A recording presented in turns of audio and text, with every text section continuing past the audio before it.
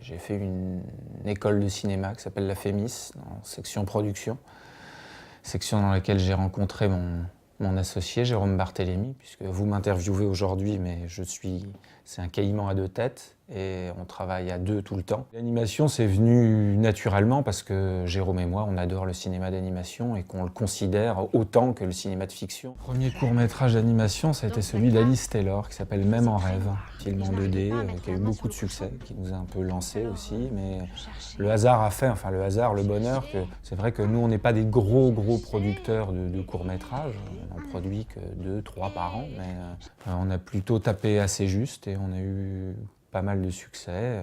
Pour ce qui est des premiers films, c'est toujours le scénario qui prime avec la rencontre avec le réalisateur. Quand je dis un scénario en ce qui concerne l'animation, je ne vais pas dire que le graphisme n'a pas d'importance. Non, ça serait tout à fait faux de le dire. Il faut que le graphisme soit vraiment en adéquation avec le fond et la forme. Trouver le bon trait, l'originalité pour que l'histoire décolle. Et le premier film, on va dire, de court-métrage de Grégoire qu'on a produit et qui s'appelle Premier voyage, c'est des films qui ont été multiprimés, qui ont été achetés par plein de télévisions, partout dans le monde. Bon, pour les films d'animation, il faut dire qu'il y a une qualité d'animation en France qui est reconnue mondialement. Beaucoup de bons animateurs, beaucoup d'auteurs, un vrai savoir-faire. Premier voyage, c'était de la stop motion, donc des films en pâte à modeler, un peu à la Hardman. Même en rêve, de la 2D plus traditionnelle. On a fait des techniques dites mixtes, comme La femme à cordes, avec un tournage en prise de vue réelle, de la rotoscopie mélangée avec de la 2D, de la 3D. À chaque fois, on essaye de trouver l'endroit où la cellule de production la mieux adaptée à la technique qu'on va produire. Parce que de produire par exemple Premier voyage, avec beaucoup de plateaux, beaucoup de places nécessaires, c'est pas la même chose que de produire Même en rêve, où c'était un studio, on va dire, un peu plus simple, avec des planches à dessin, des ordinateurs. Voilà, il y avait besoin de moins de place. La femme à cordes, c'est un film qu'on appelle en technique mixte, c'est un film d'animation, puisque le résultat, c'est de la 2D et de la 3D. Attrape-la! Viens! Attrape ma main! Viens!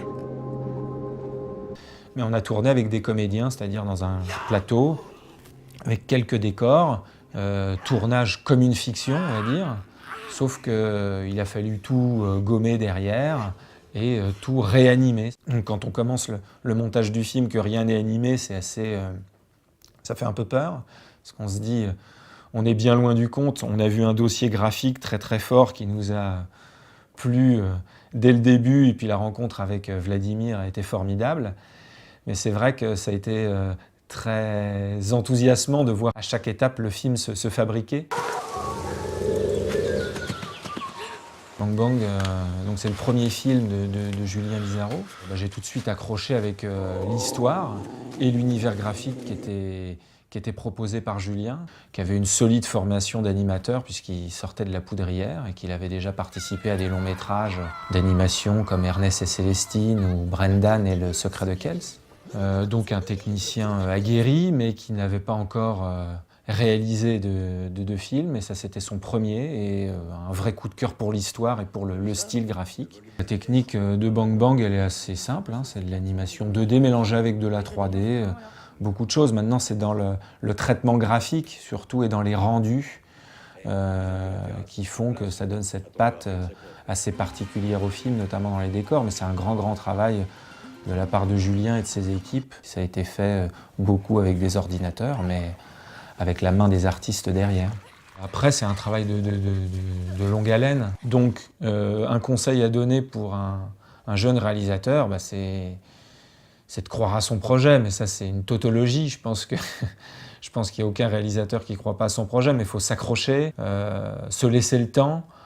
Et puis aussi, ne pas hésiter, je pense, par moment à se remettre en question, écouter, savoir écouter, c'est une grande qualité. Voilà, le film de Julien, Bang Bang, il était, on aurait pu penser qu'il était prêt à rentrer en production dès que je l'ai reçu. Moi, j'estimais qu'il y avait encore un peu de travail d'écriture, et moi, c'est ce que j'aime aussi comme producteur.